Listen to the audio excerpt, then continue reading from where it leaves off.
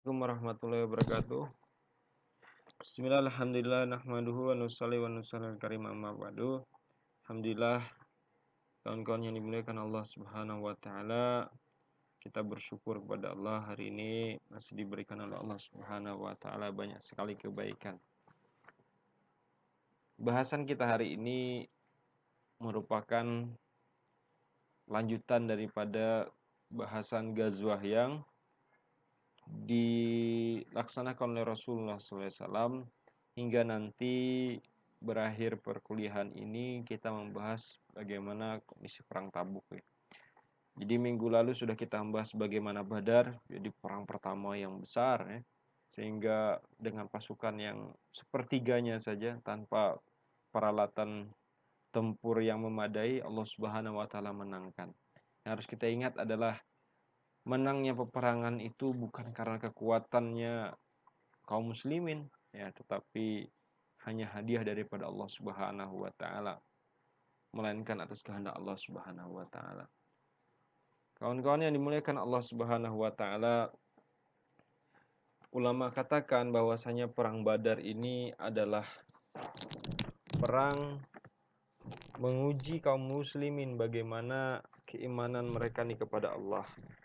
Nah, mereka dimenangkan oleh Allah dengan pasukan yang kecil sekali, tanpa ada persiapan, niatnya bukan untuk berperang, tetapi nyatanya terjadi peperangan dan kontak fisik ya. Allah Subhanahu wa taala menangkan kaum muslimin. Nah, hari ini kita akan melihat ya peperangan-peperangan lainnya. Sebenarnya kalau kita lihat niatnya prinsip dakwah itu dia adalah amar ma'ruf nahi mungkar ya. Nah, jadi prinsipnya dakwah ini adalah amar ma'ruf nahi mungkar. Jadi sebenarnya tujuannya ekspansi peperangan dilakukan oleh Nabi ini adalah untuk menciptakan keteraturan, habis itu keadilan, keberlangsungan, dan keberlangsungan sebuah entitas, sehingga diperlukan adanya reward dan punishment. Nah, jadi dengan ini hadirin, penyebaran prinsip-prinsip agama Islam juga bisa terjadi. Sehingga kita pahami kalau benar-benar kita mengamalkan dan memahami sistem Islam itu, maka Islam itu akan menghadirkan sebuah kemaslahatan, habis kebaikan, keteladanan, akhlakul karimah. Jadi ada juga upaya-upaya preventif, korektif yang tegas ya untuk mencegah kerusakan, kejahatan, dan kezuliman.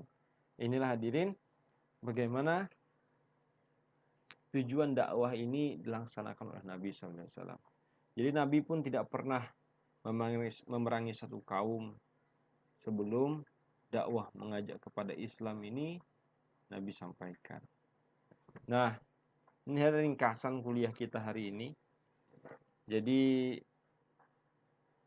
ini saya ambil dalam sebuah blog ya, menarik sekali. Nah, jadi ini peta jalan pikirnya. Ini secara umum nanti kaum muslimin di Madinah ini hadirin. Jadi tidak hanya musyrikin Mekah yang merongrong orang Quraisy, tapi musyrikin di sekitar Mekah juga iya. Romawi Bizantium juga iya, Persia juga masuk. Kerajaan-kerajaan kecil, bahkan kaum Yahudi baik di kota Madinah itu sendiri maupun di luar kota Madinah. Nanti kita akan bahas. Ini nanti 8 ekspedisi yang luar biasa menakjubkan ya. Jadi pasang surut kemenangan dan kekalahan yang terjadi. Nah, jadi kita akan bahas yang besar-besar nanti. Nah, jadi ini ada perang Badar sudah kita bahas ya, sudah kita bahas sebelumnya. Habis itu nanti kita akan bahas bagaimana perang Uhud ya, ada perang Ahzab. Habis itu ada perjanjian Hudaybiyah kita bahas sekilas. Ada perang Khaybar, perang Mut'ah, nah, Fathul Makkah, perang Hunain, hingga yang terakhir adalah perang Tabuk. Ya, jadi perang besar terakhir yang diikuti oleh Nabi ini adalah perang Tabuk. Baik. Kita lihat hadirin, beginilah keadaannya. Ya, jadi kalau kaum muslimin di Madinah ini dia terdiri daripada orang-orang muhajir dan orang ansor. Nah, jadi musuhnya ini banyak, ya musuhnya banyak. Orang musyrik, orang Panganis, ya. Habis itu kaum Yahudi, Romawi. Nah, bentuk peperangannya sudah kita bahas kemarin, ya. Ada Ghazwa, ada Sariyah. Ada Ghazwa, ada Sariyah. Jadi jumlahnya sebenarnya totalnya Ghazwa yang diikuti oleh Nabi itu adalah 27.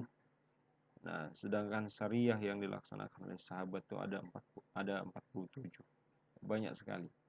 Baik, kita masuk pertama ke perang Uhud. Jadi Uhud ini kalau kita pahami latar belakangnya hadirin, karena kekalahan kaum Quraisy ya ketika perang Badar. Jadi dengan kalahnya mereka nih di medan Badar, jadi rasanya orang-orang Quraisy ini dipandang sebelah mata oleh kaum di sekitarnya. Padahal orang Quraisy ini hebat-hebat. Ya. Nah, untuk itu hadirin mereka ini coba balas dendam. Di samping waktu perang Quraisy di perang Badar ini hadirin banyak sekali tokoh-tokoh Quraisy yang meninggal. Nah, maka hadirin di perang Badar ini di perang Uhud ini hadirin benar-benar serius untuk membalas dendam. Maka kalau kita pahami hadirin bahwasanya Uhud ini adalah pertempuran besar kedua antara kaum Quraisy dengan kaum muslimin. Selangnya hanya 1 tahun saja. Jadi mereka nih hadirin membawa pasukan yang begitu besar. Jadi orang Quraisy ini hadirin sekitar 3.000 orang ya. Nah, ada 3.000 orang. Jadi orang Quraisy ini 3.000 infanterinya. Pasukannya ada 3.000 dan kavalerinya itu sebanyak 200. Jadi luar biasa besar sekali. Nah, tetapi kaum muslimin hadirin, awalnya setelah Rasulullah SAW mendapatkan kabar akan ada terjadi penyerangan oleh orang-orang Quraisy ke Madinah, Nabi bermusyawarah dengan orang-orang Ansor dan orang-orang Muhajirin. Maka hadirin tak kala waktu itu hampir terjadi perdebatan di antara mereka. Dan Nabi menginginkan hadirin bahwasanya perang ini terjadi kita menunggu saja kata Nabi di kota Madinah. Tetapi hadirin orang-orang Ansor karena mereka masih ingat setahun yang lalu bahwasanya kemenangan mereka ini di perang Badar, hanya dengan sedikit mereka bisa mengalahkan tentara yang jumlahnya jauh lebih besar daripada mereka, maka mereka mengusulkan dan bahwasanya peperangan ini dilakukan di luar kota Madinah. Maka pertimbangannya hadirin juga beralasan karena mereka ini sudah punya kebiasaan bahwasanya Madinah ini adalah kota yang aman. Jadi kalau mau perang itu tidak boleh di kota Madinah, tidak boleh ada pertumbuhan darah di Madinah. Maka Nabi pun menyetujui hadirin. Maka berangkatlah sekitar 1.000 orang. Jadi 1.000 orang. Tetapi hadirin Abdullah bin Ubay ini hadirin ketika di perjalanan mereka membelot. Jadi 300 orang Yahudi ini hadirin akhirnya dibawa kembali pulang. Mereka melanggar sendiri piagam Madinah yang sudah mereka sepakati. Sebenarnya kalau Madinah ini terancam, mereka sebenarnya juga ikut berperang. Ya, akhirnya sisa 700 saja. Nah, dengan 50 orang pemanah dan hanya ada 4 kavaleri saja. Nah, jadi hadirin luar biasa, beginilah serunya pertempuran yang akan terjadi. Maka hadirin yang dimuliakan Allah Subhanahu wa taala, strategi perang yang Nabi sallallahu alaihi wasallam terapkan hadirin tak kala di medan Uhud. Rasulullah sallallahu alaihi wasallam menempatkan 50 pasukan pemanah nih hadirin yang dipimpin oleh Abdullah bin Jubair nih di atas bukit yang bernama Bukit Rumah. Ya, jadi bukit kecil. Nah, posisi bukit inilah yang menguntungkan posisi kaum muslimin. Jadi 50 orang ini siap memporak-porandakan pasukan-pasukan daripada orang-orang Quraisy. Maka hadirin yang dimuliakan Allah Subhanahu wa taala, jadi pada putaran pertama nih hadirin pasukan muslim ini berada di seangin. Sehingga puncaknya sebagian besar daripada kaum kafir Quraisy nih hadirin mundur, lari dari medan tempur. Jadi hadirin melihat kondisi seperti ini, mereka lari dari medan tempur kocar-kacir, ditinggalkanlah harta-harta ghanimah nih hadirin, begitu banyak. Maka hadirin yang dimuliakan Allah Subhanahu wa taala, sebagian prajurit nih hadirin menganggap wah ini kayaknya perang ini sudah selesai dan kita menang. Maka sebagian besar hadirin pasukan pemanah yang tadi ditempatkan oleh Nabi di Bukit Rumah itu hadirin turun untuk mengambil harta rampasan perang. Namun hadirin apa yang terjadi melihat kondisi seperti ini hadirin? Khalid bin Walid, ini hadirin tak kalau waktu itu masih kafir, dia menyerang kembali hadirin. Nah, menyerang kembali. Kita tahu Khalid bin Walid nih hadirin adalah termasuk panglima perang yang cerdas kan. Jadi dia manfaatkan situasi, dia serang kembali kaum muslimin dari arah belakang. Sehingga hadirin pertahanan di Bukit Rumah pun menjadi lumpuh. Keadaan berbalik hadirin, berbalik cepat. Pasukan Quraisy pun kembali terkonsolidasi hadirin dan balik menyerang. Maka hadirin yang dimuliakan Allah Subhanahu wa taala, di perang Uhud nih hadirin tidak kurang 70 sahabat yang menjadi syuhada.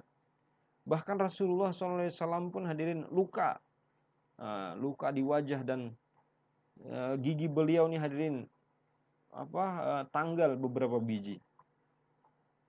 Maka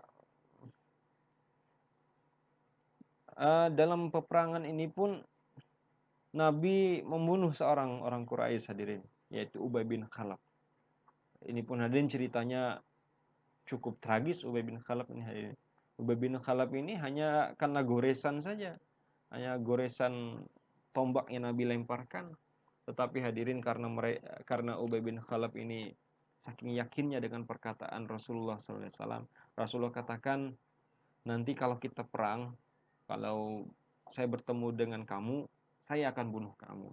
Nah, saking yakinnya dengan perkataan Nabi, Ubay bin Khalaf ini begitu Rasulullah SAW melemparkan tombak, karena sedikit saja tergores, maka dia teriak hadirin sampai maut meregang nyawanya. Nah, jadi dia ini psikologinya sudah ketakutan dahulu. Nah, Ubay bin Khalaf meninggal hadirin. Maka hadirin yang dimuliakan Allah Subhanahu wa taala, akhir daripada peperangan nih hadirin, jadi orang kafir Quraisy pun mundur ke Mekah. Karena sebenarnya mereka nih hadirin mendengar isu dan merasa berhasil sudah membunuh Rasulullah SAW.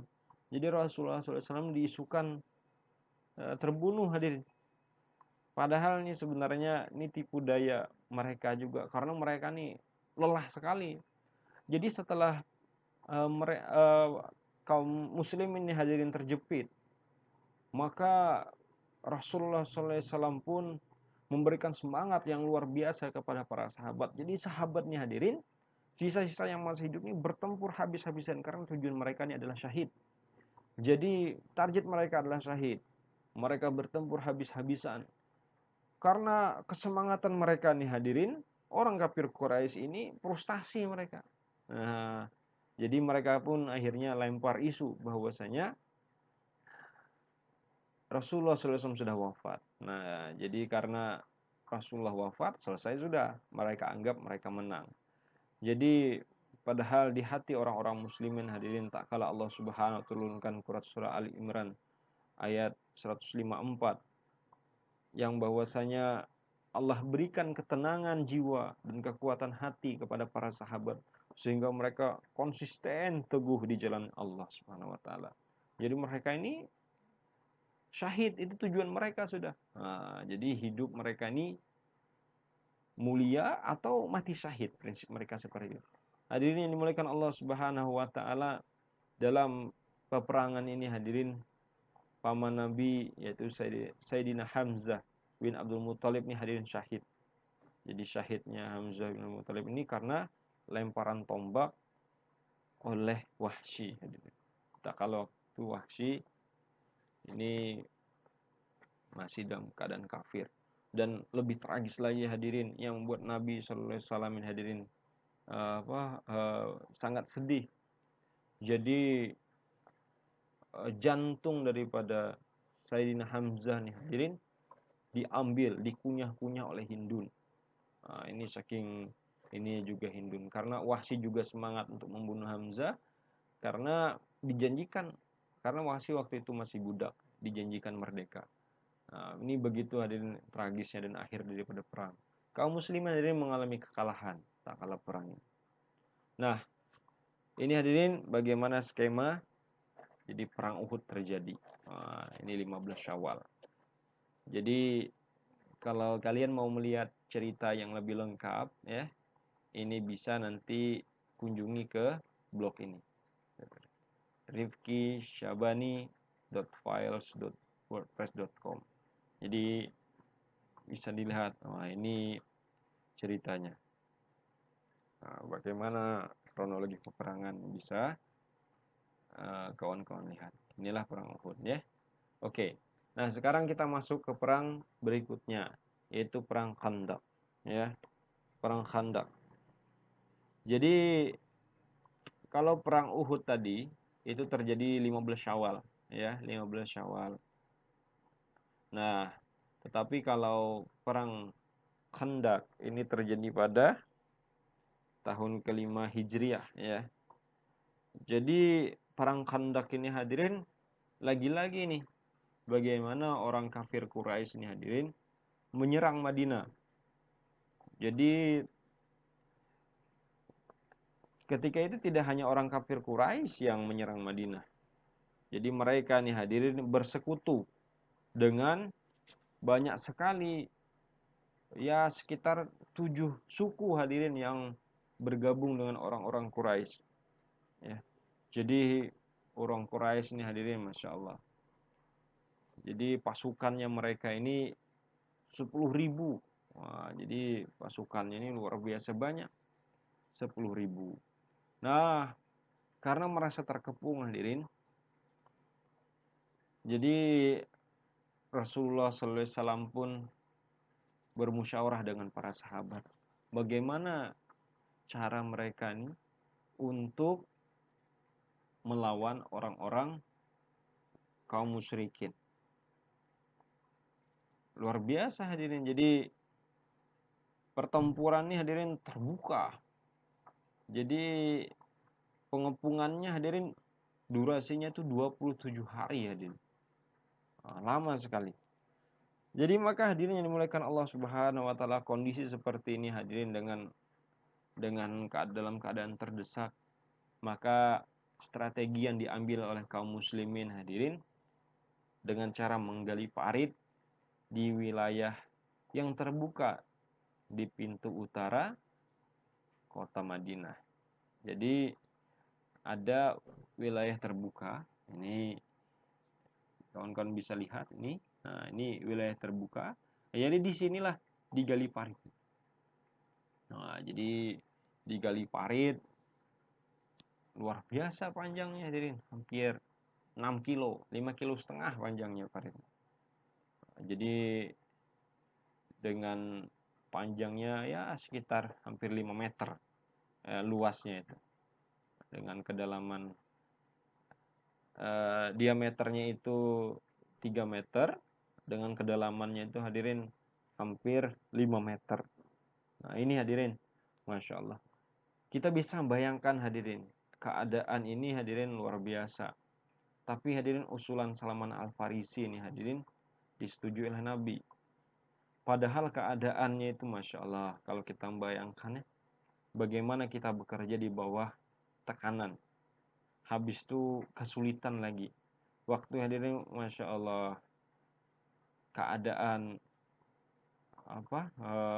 kondisi begitu mengenaskan. Sahabatnya hadirin di kota Madinah ini hadirin kelaparan, pada kelaparan. Kekurangan makanan, air pun tidak banyak. Maka hadirin yang dimuliakan Allah Subhanahu wa taala, mereka ini modalnya hanya semangat, optimis sendiri. Optimis, semangat. Bayangkan yang dicangkul nih hadirin adalah batu-batu. Tidak gampang hadirin di padang pasir nih. Jadi tanahnya keras. Jadi kalau kita bayangkan, kalau kita pakai pacul, kalau kita pakai cangkul yang ada di tempat kita nih hadirin, cangkulnya itu pun bisa hancur. Belum lagi tangan ya. Maka hadirin yang dimuliakan Allah Subhanahu wa taala, tak kala perang Khandaq ini hadirin, Allah Subhanahu wa taala berikan hadirin kebaikan-kebaikan lewat mukjizat yang Allah Subhanahu wa taala berikan kepada Nabi. Apa yang terjadi hadirin? Banyak sekali kejadian-kejadian yang menakjubkan yang terjadi. Jadi hanya dengan Rasulullah SAW nih hadirin turun langsung. Jadi Rasulullah berdoa kepada Allah Subhanahu wa taala. Jadi Nabi pun hadirin minta disediakan air. Jadi air disediakan, kemudian Rasulullah SAW disemburkan saja. Tuh, di air tadi diludahi, habis itu beliau berdoa, disiramkan ke tanah yang ingin dicangkul. Akhirnya tanah pun hadirin Masya Allah, yang tadinya tanah liat, ya kan, jadi keras sekali hadirin, ini pun berubah menjadi pasir. Nah, kalau udah jadi pasir, cetek sudah. Nah, jadi orang-orang yang hadir pun melihat, Masya Allah, ini luar biasa keajaiban. Sehingga hadirin, padahal yang tadinya tidak mempan dengan kapak, mudah sekali diambil. Doa Nabi. Habis itu hadirin, kurma. Wah, jadi istilahnya tempat kita itu untuk snacknya lah. Jadi kurma nih hadirin, kurma yang sedikit. Jadi kan tak kala waktu itu Jabir bin Abdullah nih hadirin bercerita nih. Kata beliau, kaum muslimin waktu itu mendapatkan kesulitan sekali hadirin dalam menggali parit. Nah, jadi tanahnya liat. Habis itu kemudian Rasulullah SAW ini hadirin meludah. Udah itu selesai. Nah, habis itu hadirin bagaimana kurmanya dilipat gandakan. Jadi ketika itu hadirin,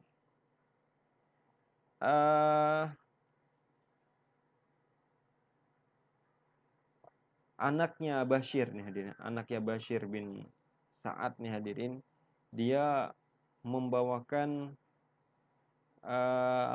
membawakan kurma untuk ayahnya sebenarnya. Tapi Nabi SAW melihat waktu itu. Padahal Masya Allah, ini kelaparan luar biasa waktu itu hadirin. Nah, jadi Nabi panggil, wahai anak, coba apa yang kamu bawa? Dia katakan, ya Rasulullah, ini kurma, ibuku menyuruh mengantarkan kepada ayahku, katanya. Maka Nabi pun memanggil. Maka Nabi minta kain untuk digelar hadirin sebagai wadah kurma. Sehingga tak kala Nabi berdoa, habis itu Nabi taruh tangannya kurma tadi di atas telapak tangan Nabi, sehingga kurmanya tadi bertambah banyak, tidak muat. Taruh di kain, hingga hadirin para pembuat paritnya hadirin, mereka makan siang nih hadirin dengan kurma yang luar biasa banyaknya. Pada waktu itu kurma-kurmanya nih hadirin, kurma-kurmanya ini sedikit awalnya, tetapi hadirin keluar dari ujung-ujung kain. Nah, ini Allah Subhanahu wa taala berikan pertolongan kepada kaum muslimin. Begitu juga hadirin makanan. Jadi makanan pun berlipat-lipat hadirin. Nah, jadi waktu itu hadirin diceritakan oleh Abu Talhah, dia menyampaikan keluh kesah kepada Nabi, ya Rasulullah, kami ini lapar sekali. Bahkan kami ini hadirin, kami ganjal nih perut kami ini supaya terlihat kenyang nih dengan satu batu. Maka Rasulullah pun tersenyum hadirin. Rasulullah buka juga perutnya hadirin. Nah, kalau Abu Talha dan kawan-kawan cuma satu batu, tapi Nabi mengganjal perutnya nih hadirin dengan 2 batu. Nah, ini luar biasa kelaparannya. Maka hadirin dalam penggalian itu suatu ketika Jabir bin Abdullah ini hadirin melihat Nabi SAW dan keadaan luar biasa. Jadi dilihatnya, disembelihnya lah. Dia punya seekor kambing kecil hadirin. Habis itu istrinya pun menggelingkan sekitar 2,5 kilo gandum. Jadi sembunyi-sembunyi nih Jabir diminta Nabi supaya datang ke rumahnya dengan beberapa sahabat aja karena khawatir tidak cukup. Tapi hadirin yang dimuliakan Allah Subhanahu wa taala, di luar dugaannya Jabir, Nabi ini hadirin memanggil semua penggali paritnya hadirin. Waktu itu orangnya mencapai 1.000 orang. Maka Masya Allah terkejutlah Jabir nih hadirin. Maka hadirin yang dimuliakan Allah Subhanahu wa taala, ternyata makan ini tidak habis-habis hadirin. Ada sedikit sekali yang makan banyak. Nah, inilah hadirin yang dimuliakan Allah Subhanahu wa taala. Mukjizat yang Allah berikan kepada Nabi hingga hadirin di akhir makan, ini keadaan dagingnya tadi itu hadirin yang masih tersisa nih sepanci dalam keadaan tertutup lagi. Seperti belum dimakan keadaannya. Dan adonan roti pun masih tetap utuh seperti semula. Masya Allah. Ini hadirin yang dimuliakan Allah Subhanahu wa taala. Kelebihan yang Allah berikan. Tidak hanya itu hadirin. Jadi dengan adanya perang Tabuk nih, perang Khandaq nih hadirin, Allah Subhanahu wa taala benar-benar mau menunjukkan kepada Nabi bahwasanya kemenangan Islam itu akan terlihat. Nah, jadi kalau kita pernah membaca hadirin hadis yang disampaikan oleh Al-Bara, ya diriwayatkan oleh Al-Bara. Jadi dia ceritakan ketika Rasulullah SAW nih hadirin mau memecahkan batu besar nih dengan cangkul, maka beliau membacakan Bismillah. Nah, jadi Bismillah hadirin. Maka beliau tak kalah memukul tuh hadirin, beliau ucapkan Allahu Akbar kata Nabi. Telah terlihat kepadaku nih hadirin kunci kerajaan Syam katanya. Pukul lagi kedua kali, beliau pun Masya Allah mengucapkan takbir. Beliau katakan kerajaan negeri Persia. Wah, ditakluk lagi. Habis itu hadirin, beliau pukul lagi. Allahu Akbar, kerajaan Yaman. Maka hadirin yang dimuliakan Allah Subhanahu wa taala, aku benar-benar kata Nabi melihat pintu-pintu San'a dari tempatku ini. Jadi kerajaan-kerajaan besar yang Nabi katakan. Maka hadirin yang dimuliakan Allah Subhanahu wa taala, ini pun hadirin menjadi kenyataan. Kita tahu bahwasanya seperti yang kita pernah baca mungkin ya, bahwasanya keadaan nih hadirin membuat sahabat nih semangat, dan kerajaan-kerajaan yang disampaikan oleh Nabi pun ketika mencangkul batu besar, memecahkan batu besar nih hadirin menjadi kenyataan. Nah, jadi negeri-negeri yang disebutkan oleh Nabi ini hadirin jatuh ke tangan Islam setelah Nabi wafat. Nah, jadi hadirin kalau kita lihat hadirin bagaimana saat pengapungan ini dimulai, bukan hanya jumlah pasukan yang jauh berbeda, namun ternyata hadirin yang lebih mengerikan lagi, Bani Quraisyah nih hadirin, yang tadinya bersekutu dengan kaum muslimin di Madinah, jadi mereka pun melanggar perjanjian yang sudah mereka sepakati dengan kaum muslimin. Maka celah nih hadirin serangan dari arah selatan ini menjadi terbuka. Nah, jadi pasukan muslimin di dalam Madinah pun akhirnya menjalankan taktik perang kota dan perang gerilya. Termasuk mereka melakukan pukulan penghalau di benteng Bani Quraisyah. Nah, jadi sehingga hanya sedikit pasukan gabungan nih hadirin yang berhasil menyusup. Nah, jadi Dalam keadaan ini pun hadirin, Allah Subhanahu wa taala berikan pertolongan. Berikan pertolongan. Jadi yang membuat pasukan ini hadirin porak-poranda. Jadi ketika mereka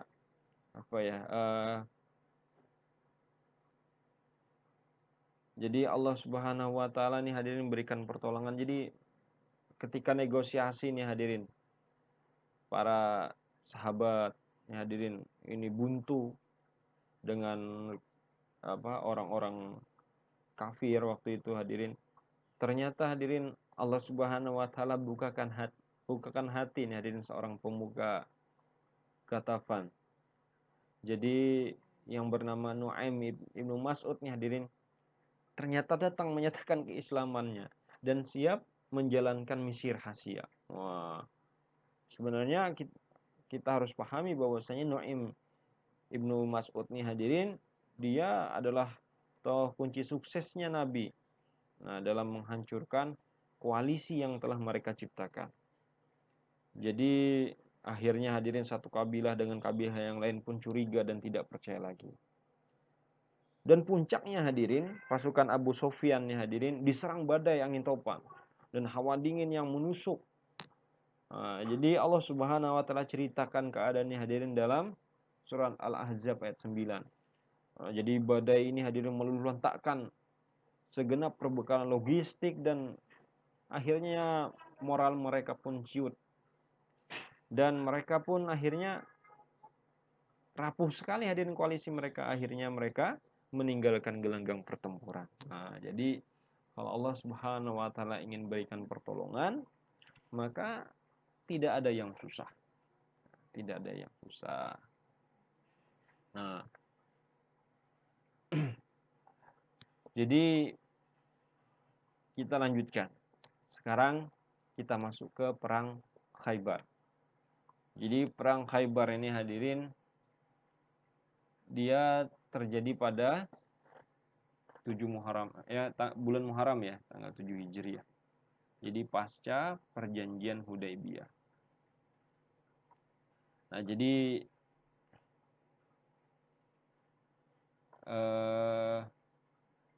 kita tahu nih bahwasanya kalau paham perjanjian Hudaybiyah ini hadirin adalah perjanjian yang termasuk perjanjian yang menguntungkan ya. Karena ketika itu hadirin Nabi SAW ingin berangkat umroh bersama sahabatnya ke kota Mekah, tapi orang-orang musyrikin Mekah nih hadirin tidak mengizinkan, sehingga di Hudaybiyah mereka melakukan perjanjian dan orang muslim pun pulang. Kurang lebih isi perjanjiannya itu hadirin tidak akan ada peperangan. Jadi ada gencatan senjata selama 10 tahun. Maka keadaan ini menguntungkan sekali Nabi dan para sahabat.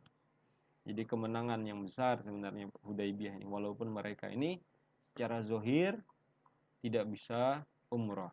Bahkan keadaan pun sempat para sahabat ini kecewa, jadi udah jauh-jauh jalan, rindunya mereka dengan Mekah. Ternyata mereka ini tidak dapat izin masuk ke kota Mekah. Tapi hadirin keuntungannya perjanjian Hudaybiyah 10 tahun orang Quraisy ini hadirin tidak boleh melakukan peperangan dengan Nabi. Harus adanya gencatan senjata. Maka hadirin yang dimuliakan Allah Subhanahu wa taala, jadi pasca perjanjian Hudaybiyah ini hadirin, Nabi sallallahu alaihi wasallam ini dapat waktu yang tepat untuk memerangi Yahudi. Jadi beliau waktu itu hadirin membawa sekitar 1.400 tentaranya. Nah, jadi untuk menaklukkan benteng orang Yahudi.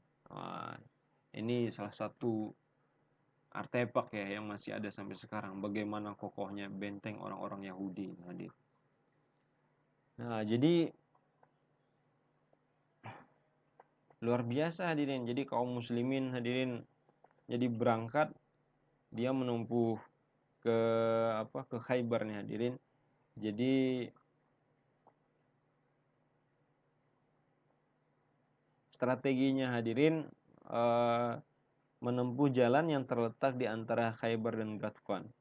Supaya apa hadirin? Ini mencegah, tujuannya hadirin supaya mencegah Bani Ghatfan ini hadirin tidak bisa membantu orang-orang Yahudi yang ada di Khaybar.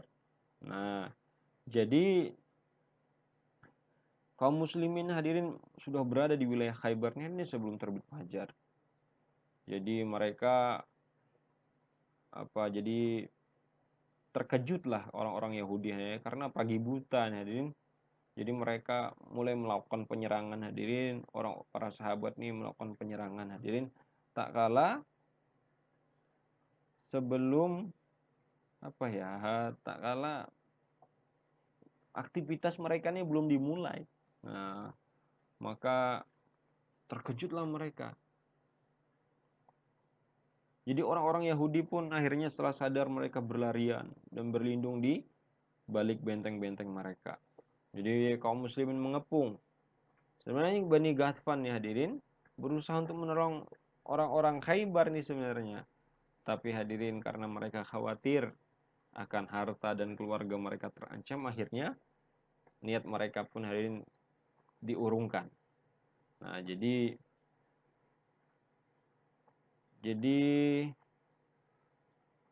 akhirnya hadirin pelan-pelan, jadi lama juga nih terjadi peperangan nih hadirin.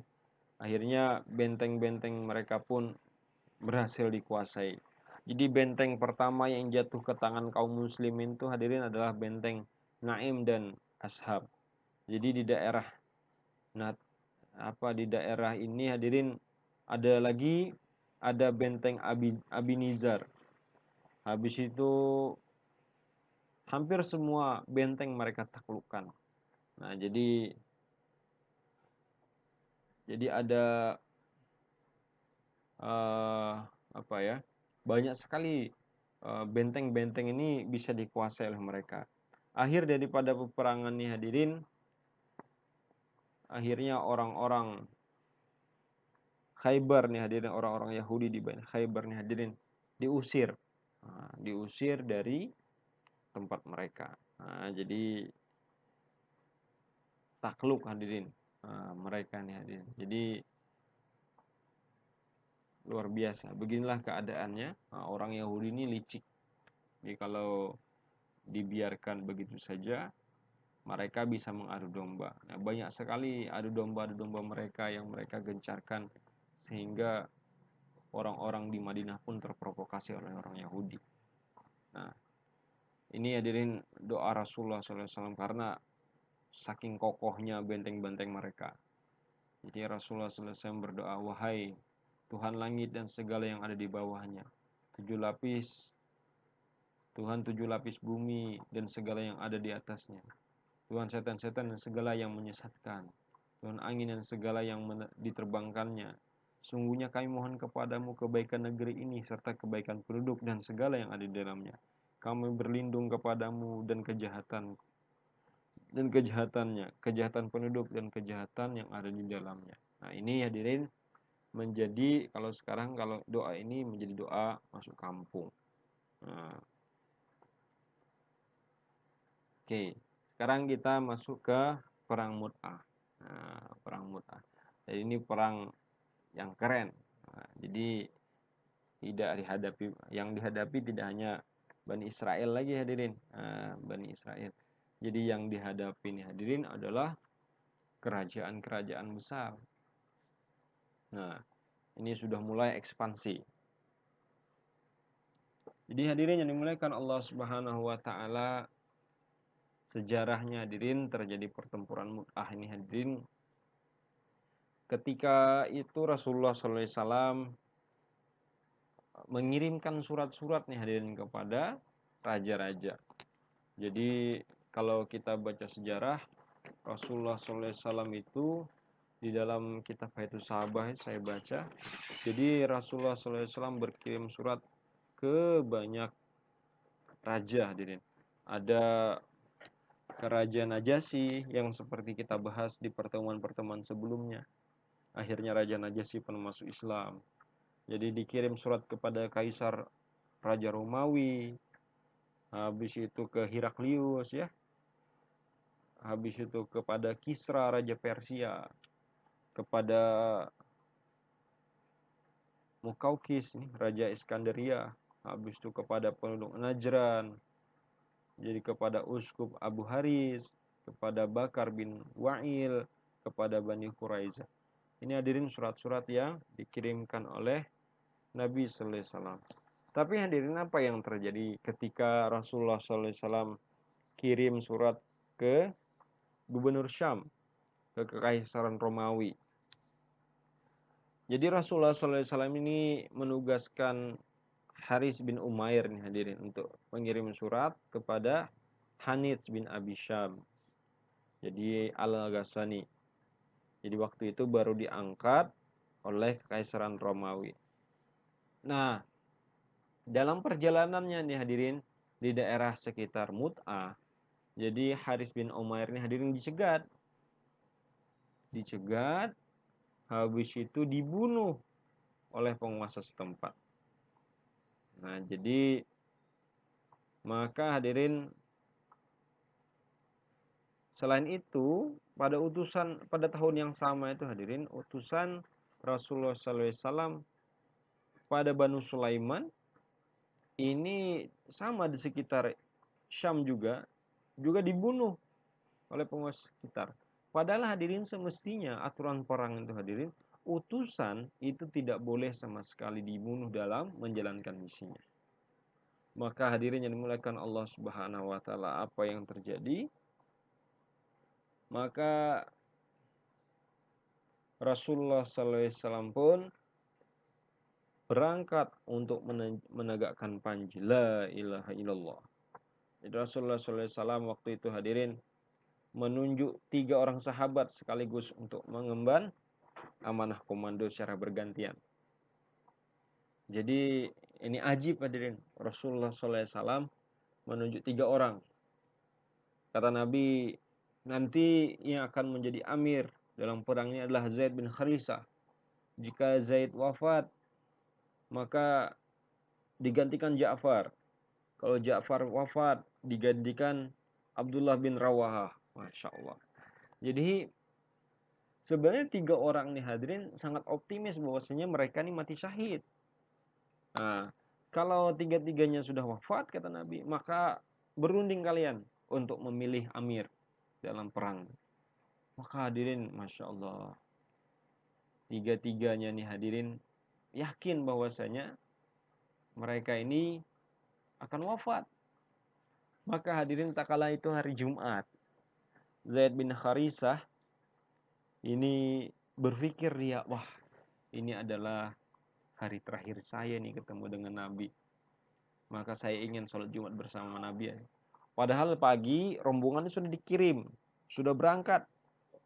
Maka rombongan sudah berangkat, tapi Nabi setelah sholat Jumat melihat Zaid bin Harisah. Wahai Zaid, kenapa kamu masih di sini nih? Kata Zaid, ya Rasulullah, saya paham bahwasanya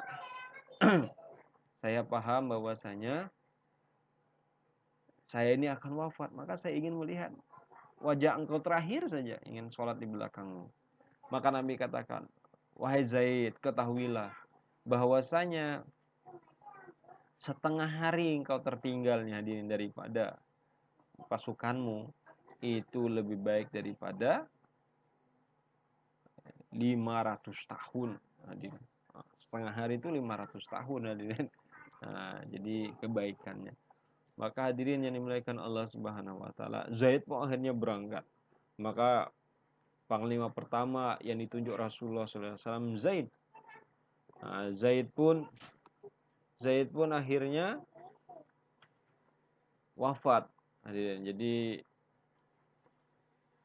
Zaid pun akhirnya wafat. Nah, akhirnya karena Zaid wafat, pindah ke bendera pun akhirnya diserahkan kepada Ja'far bin Abi Thalib. Nah, jadi ini tragis lagi hadirin. Ja'far ini kan sepupu Rasulullah SAW. Jadi dia berperang, tangan kanannya putus. Sehingga bendera tadi yang dipegangi tangan kanan hadirin dipindahkan lagi menjadi tangan kiri. Akhirnya tangan kirinya pun putus juga oleh musuh. Maka dalam kondisi ini hadirin, semangat dia tidak mengenal surut. Jadi tetap berusaha mempertahankan bendera dengan cara memeluknya sampai ia gugur oleh senjata lawan. Jadi luar biasanya hadirin keadaan. Maka hadirin, giliran Abdullah bin Rawaha hadirin. Jadi dia pun datang. Jadi setelah menerjang musuh. Jadi begitu juga sama. Jadi ajal pun menjemput dia di medan perang. Sehingga hadirin yang dimuliakan Allah Subhanahu wa taala, Sabit bin Arkam radhiyallahu anhu hadirin mengambil bendera. Ini tidak ada tuannya hadirin. Jadi dan berteriak memanggil sahabat Nabi agar menentukan siapa nih pengganti mereka nih. Maka hadirin yang dimuliakan Allah Subhanahu wa taala, setelah mereka beristihad hadirin, maka Khalid bin Walid pun akhirnya mereka pilih. Nah, jadi mereka pilih Khalid bin Walid. Jadi kita paham bahwasanya Khalid bin Walid ini punya pengalaman perang nih luar biasa. Jadi terkenal hadirin Khalid bin Walid ini sebagai Saifullah. Khalid bin Walid ini terkenal sebagai sebutan pedang Allah yang terhunus. Kenapa hadirin? Karena dia ini hadirin dalam perangnya ini hadirin sudah ada 9 bilah pedang yang patah. Jadi hadirin yang dimuliakan Allah Subhanahu wa taala. Jadi Khalid pun hadirin menghadapi musuh yang luar biasa besar. 200.000 ya kan. Musuhnya cuma melawan 3.000 saja. Maka hadirin yang dimuliakan Allah Subhanahu wa taala. Jadi dengan kecerdikan, kecemerlangan siasat dan strategi yang diterapkan oleh Khalid bin Walid nih hadirin, sehingga orang-orang Romawi pun hadirin terpukul mundur. Padahal waktu itu hadirin, jadi dia melawan luar biasa nih, musuhnya banyak sekali. Maka hadirin yang dimuliakan Allah Subhanahu wa taala, dengan dengan pasukan yang seadanya tadi hadirin, Khalid bin Walid ini hadirin dia bagi ke dalam 40 grup. Dibagi ke dalam 40 grup. Dia ubah strategi dengan jadikan dirotasi. Sayap kanan ini berpindah ke sayap kiri, sebaliknya sayap kiri berpindah ke sayap kanan. Habis itu sebagian pasukan ini hadirin diposisikan agak mundur. Jadi setelah beberapa saat peperangan berlangsung, mereka datang seakan-akan pasukan bantuan baru datang. Jadi hal disiapkan, targetnya nih hadirin untuk melemahkan musuh nih, semangat musuh, supaya seolah-olah nih hadirin kesatuan muslimin hadirin terlihat besar. Jadi kelihatan kalah, datang lagi, kalah, datang lagi, dan datang lagi. Sehingga hadirin frustasi juga hadirin. Jadi musuh nih hadirin walaupun banyak jumlahnya frustasi. Jadi akhirnya apa yang terjadi hadirin? Akhir daripada perang Mut'ah nih hadirin, kedua-dua pasukan ini sebenarnya mundur dan meninggalkan medan perang. Jadi ibaratnya dua-duanya menang lah ya. Nah, jadi di akhir pertempuran ini hadirin yang dimainkan adalah dampak psikologis sebenarnya. Nah, jadi sehingga apa yang terjadi hadirin? Dengan kemampuan Khalid bin Walid tadi hadirin menarik pasukan muslimin dari kepungan musuh, ini membuat kagum masyarakat di wilayah sekitar Mut'ah. Sehingga hadirin banyak kabilah-kabilah yang akhirnya masuk Islam. Termasuk kabilah Najd, Sulaim, ada Gatafan, jadi Abs, habis itu Zubian, Fahara, ini masuk Islam. Melihat keberhasilan dakwah Islam lewat strateginya Zaid. Lewat strateginya Khalid bin Walid. Nah, ini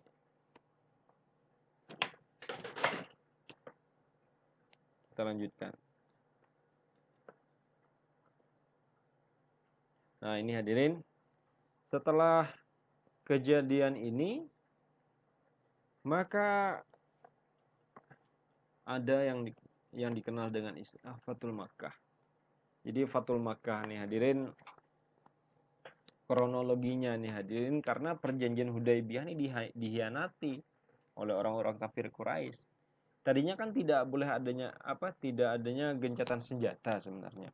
Tapi mereka sendiri akhirnya mengkhianati. Nah, jadi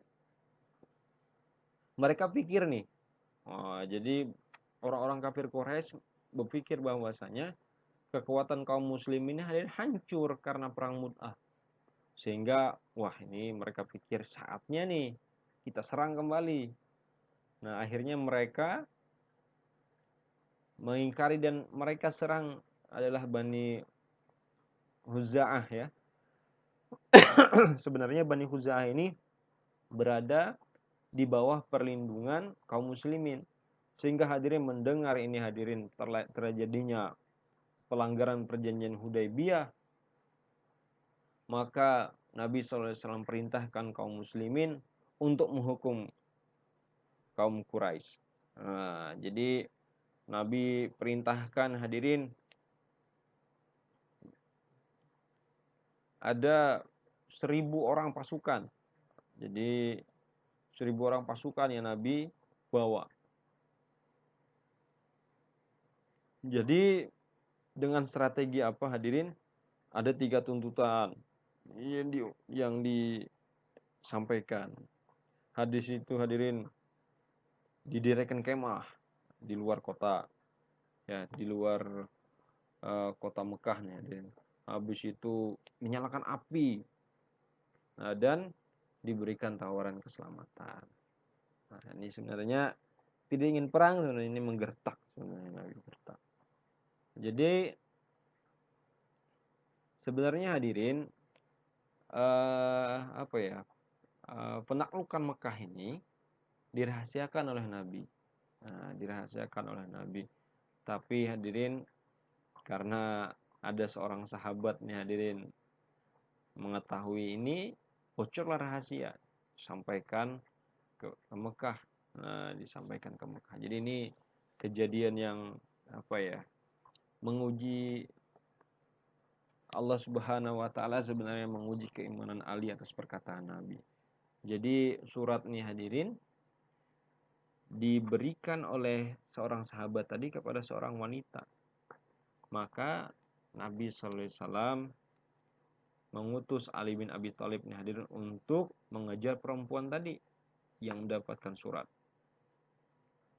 Maka tidak mengaku hadirin wanita ini.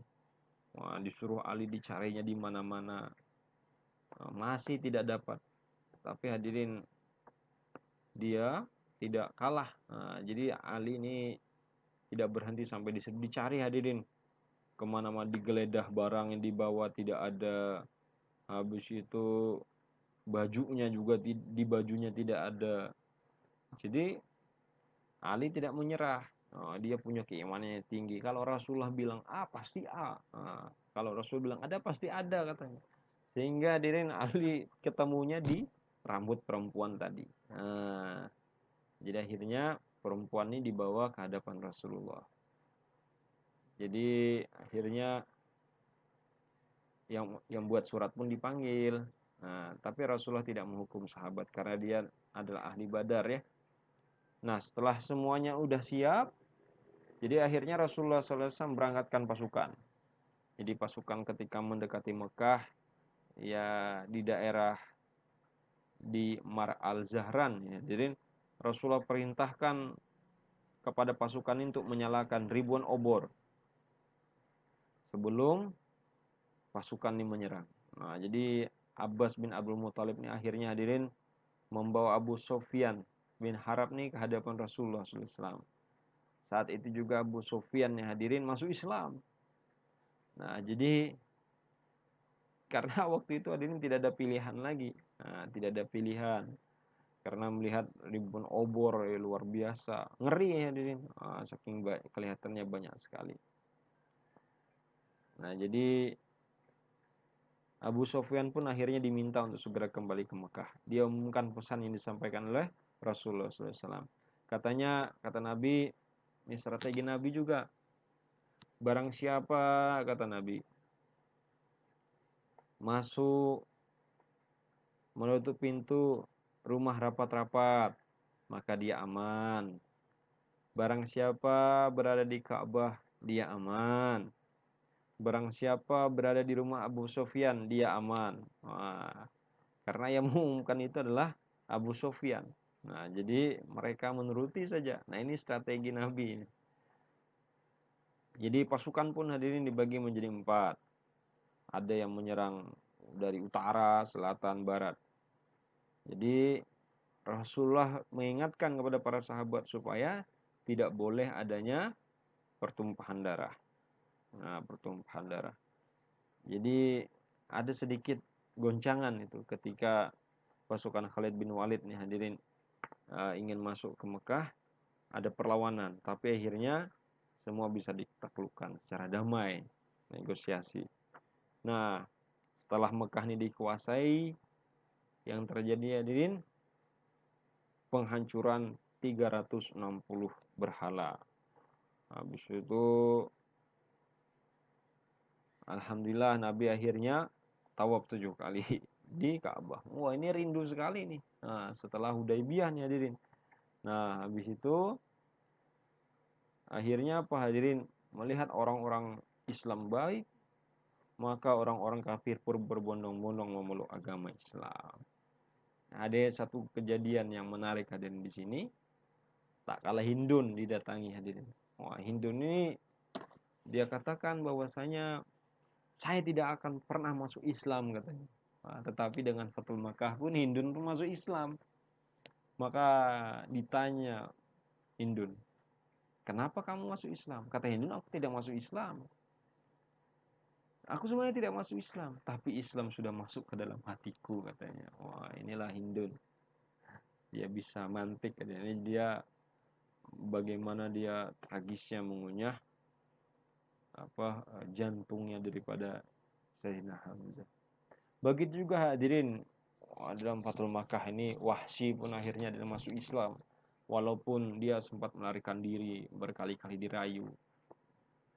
Banyak ayat Al-Quran yang Allah turunkan, yang Nabi sampaikan kepada Wahsy untuk meyakinkan Wahsy bahwasanya Wahsy ini diampuni dosanya. Itu pun hadirin tak kalau Wahsy datang hadirin kepada Nabi, sahabat juga geram melihat Wahsy. Jadi Wahsy pun ditutup kepalanya hadirin. Jadi dia menggunakan hijab. Maka dia datang kepada Nabi menyatakan syahadat dan Nabi terima. Maka Nabi pun katakan kepada Wahsy, wahai Wahsy, coba kamu ceritakan bagaimana kamu waktu itu membunuh Sayyidina Hamzah. Wahsy pun bercerita sehingga Nabi pun menundukkan pandangannya. Nabi katakan kepada Wahsy, Wahsy, saya sebenarnya sudah memaafkan kamu, tapi karena Nabi juga manusia, jadi merasa bagaimana perlakuannya terhadap pamannya. Akhirnya Nabi katakan, wahai Wahsy, aku ini tidak sanggup memandang wajahmu. Kalau aku pandang wajahmu, aku teringat pamanku dan aku pun jadi sedih. Maka katakanlah Wahsy, seandainya engkau duduk di majelisku, kata Nabi, jika engkau duduk di majelisku, maka kau jangan berada di hadapanku, duduklah di belakangku. Maka ini hadirin, bagaimana Rasulullah SAW ini pun begitu sedihnya tak kala paman beliau nih hadirin dibunuh. Baik, sekarang kita lanjutkan ke perang Hunain ya. Jadi kalau perang Hunain ini dia terjadi pada 8 Safar ya, tahun 8 Hijriah. Jadi ini perang sebenarnya perang pasca terjadinya Fathul Makkah. Jadi sebenarnya perang Hunain ini merupakan balas dendam kaum Quraisy ya kepada Fathul Makkah. Tetapi kaum Quraisynya dari Bani Hawazin, Bani Saqif, ya, Bani Nasr dan Bani juz Syam. Nah, ini mereka mencoba berkoalisi. Nah, jadi berkoalisi. Habis itu karena mereka juga sebenarnya merasa terancam dengan takluknya kota Mekah. Jadi perang ini sebenarnya ditujukan untuk mengembalikan hegemoni kaum pangan ya di Jazirah Arab.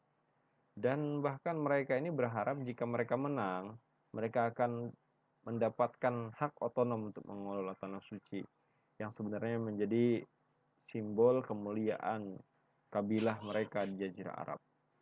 Nah, jadi jumlah mereka ini tidak banyak sebenarnya, antara 5.000 sampai 6.000 saja. Mereka dipimpin oleh Malik bin Auf ya. Mereka dipimpin oleh Malik bin Auf. Nah, menarik ya, menarik. Jadi perang ini mereka membawa semua harta bendanya dan keluarga mereka. Jadi seolah-olah perang ini adalah perang terakhir ya. Kalau mereka menang banyak, kalau mereka kalah maka habis mereka. Nah, jadi dari sisi kaum muslimin ya, dari sisi kaum muslimin jumlah daripada pasukan ini mencapai 12.000 ya, 12.000. Di antaranya 1.000 kaum muhajirin dan ansor dan 2.000-nya tambahan dari mu'alaf yang baru masuk setelah Fathul Makkah. Nah, jadi perang Hunain ini ya, awal mulanya terjadi itu di awal-awal kaum muslim ini nyaris kalah. Tapi kemudian hadirin berkat kegigihan dan keberanian Nabi, nah keadaan pun berbalik. Akhirnya mereka bisa memenangkan perang ini yang ditandai dengan larinya Bani Saqif ini menuju Taif. Jadi mereka lari habis itu menuju Taif. Dan kaum muslimin pun melakukan pengejaran sampai ke Taif. Nah, jadi karena mereka lari sehingga hadirin harta rampasan perang ini banyak mereka dapatkan. Jadi melimpah sekali ghanimah. Ada puluhan ribu hewan ternak, ribuan peralatan perang, ya, dan harta benda yang memang sengaja mereka bawa. Nah, jadi dalam persoalan ghanimah inilah yang membuat menjadi satu hikmah. Jadi begitu agungnya bagaimana kecintaan Nabi kepada kaum Ansor dan kemuliaan mereka. Jadi harta rampasan perang ini dibagi-bagikan kepada suku-suku dan kabilah-kabilah yang baru masuk Islam. Sementara iman mereka ini masih lemah dan kontribusi mereka sebenarnya kepada dakwah ini belum apa-apa dibandingkan pengorbanan harta jiwa kaum Ansor. Namun sebenarnya disitulah dahsyatnya cinta Nabi kepada kaum Ansor Madinah. Bahkan Malik bin Auf ini yang memimpin pasukan tadi taklukkan dengan pemberian hadiah ghanimah yang luar biasa. Jadi hati mereka ini telah terbeli dan tergadaikan suaka politik dengan pemberian ghanimah saja. Jadi sesuatu yang sulit mereka perkirakan setelah peperangan sengit yang mereka tabuh. Jadi kalah diberi ghanimah lagi. Ini dahsyatnya hadirin. Jadi akhirnya hadirin sebagian mereka nih hadirin melarikan ke Taif. Nah, disinilah akhirnya dari rentetan ini hadirin, dari perang Hunain, ini dari Fathul Makkah ya kan. Jadi terjadi suaka politik, adanya rekonsiliasi sehingga ini di perang Hunain ini hadirin pasukan ini lari ya. Mereka lari, orang-orang pangan ini lari, orang-orang pagan ya, orang-orang paganis ini lari. Habis itu terjadinya pembagian harta ghanimah di sini. Nah, mereka ini dikepung ke Taif. Nah, jadi Taif. Nah, jadi pengepungan kota Taif ini hadirin sebenarnya di Taif ini ya, di Taif ini ini pasukan Muslim ini mengejar sisa-sisa pasukan Quraisy tadi yang melarikan diri dari Hunain ke Taif. Sampai ke Taif, ya Nabi mengubah taktik perangnya dengan memblokade seluruh wilayah Taif. Jadi pasukan Muslim ini kemudian bakar ladang-ladang anggur. Nah, jadi ladang-ladang anggur mereka yang merupakan ini adalah sumber daya alam daripada orang-orang Taif. Jadi penduduk Taif akhirnya menyerah. Mereka menyatakan bergabung dengan Islam. Kita bayangkan hadirin, pengepungan Taif ini berlangsung 22 hari. Ini dia adalah lanjutan daripada perang Hunain. Nah, jadi ini adalah sisa-sisa daripada Bani Sakif yang melarikan diri. Jadi akhirnya apa? Berujung hadirin pembebasan tawanan perang, ya, bahkan pemberian suaka politik untuk mengembalikan harta benda yang besar kepada tokoh-tokoh yang tadi. Nah, akhirnya luluhlah hati mereka. Nah, jadi terjadi hadirin di perang Taif ini luar biasa. Jadi Rasulullah SAW apa memberikan tawaran kebebasan, habis itu dan memberikan doa kebaikan. Akhirnya apa hadirin? Ekspansi dakwah nih, konsolidasi Jazirah Arab ini menjadi satu panji, yaitu panji Islam. Masya Allah. Nah, jadi inilah keadaan bagaimana Taif ya. Nah, sekarang terakhir nih hadirin, perang terakhir, perang besar yang diikuti Nabi adalah perang Tabuk. Jadi perang Tabuk ini hadirin setelah semua terrekonsiliasi ya kan, satu panji di Jazirah Arab.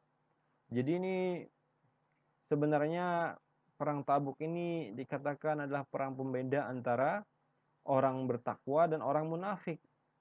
Karena Rasulullah SAW memerintahkan perang ini hadirin, Masya Allah, di waktu masa-masa yang sulit ya, di mana cuaca sangat panas, musim kemarau, dan pada saat itu hadirin buah-buahan kurma nih hadirin sedang Masya Allah lagi lebat-lebatnya, sehingga dan hampir panen, dan orang-orang sehingga hadirin lebih suka berteduh daripada ikut berperang. Nah inilah ujian besar hadirin tak kalah perang Tabuk.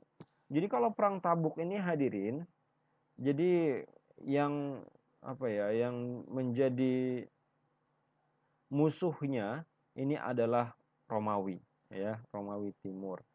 Jadi lokasinya jauh ya. Jadi Tabuk ini merupakan perbatasan antara semenanjung Arabia dan Syam. Nah, jadi pasukan muslimin hadirin, jadi tak kala penguasa Romawi Timur ini menyusun pasukan besar untuk menyerang muslimin, pasukan muslim ini kemudian menyiapkan diri dengan menghimpun kekuatan yang besar juga. Pada masa itu banyak pahlawan Islam yang menyediakan diri untuk berperang ya.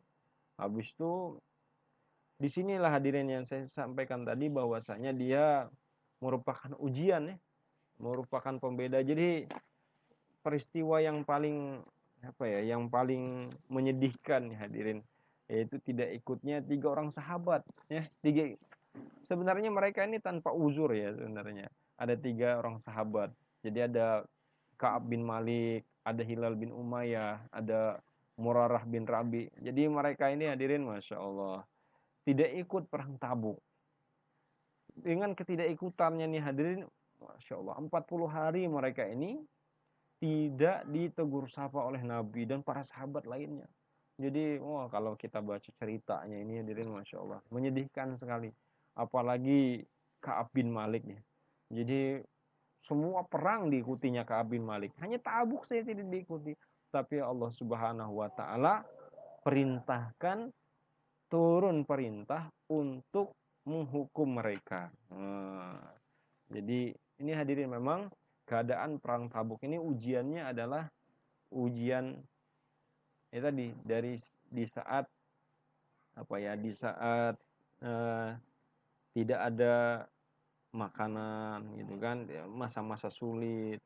Nah, jadi di saat masa-masa sulit ini hadirin, kurma pun lagi berbuah lebat, saatnya sudah dipetik gitu kan, akhirnya hadirin ditinggalkan, mereka harus tinggalkan.